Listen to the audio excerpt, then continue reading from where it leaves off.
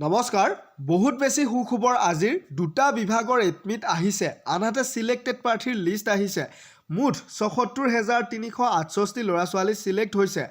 কোনোৱে মিছ নকৰিব এই গুৰুত্বপূৰ্ণ ভিডিঅ'টি কম সময়তে মই আপোনালোকক সকলোখিনি জনাম তো ফ্ৰেণ্ডসকল আপোনালোকে চাব পাৰে সিলেক্টেড প্ৰাৰ্থীৰ লিষ্ট হয় এইখন সিৰিয়েল নাম্বাৰ আছে কেণ্ডিডেট নেম আছে ফাদাৰ নেম আছে এপ্লিকেশ্যন আইডি আছে ৰোল নাম্বাৰ আছে এই পিডিএফটো টোটেল 992টা পেজৰ হয় ফ্ৰেণ্ডসকল আৰু টোটেল ৭৪,৩৬৮ জন বা জনী ল'ৰা ছোৱালী সিলেক্ট হৈছে আৰু এটা কথা ফ্ৰেণ্ডসকল আপোনালোকে যদি এছএছচিৰ কম্বাইন হায়াৰ সেকেন্ডাৰী লেভেলত এপ্লাই কৰিছিলে তেতিয়া হলে আপোনালোকৰ কম্পিউটাৰ বেসড এক্সামিনেশ্যন 9 পৰা 21 মাৰ্চলৈ অনুষ্ঠিত হ'ব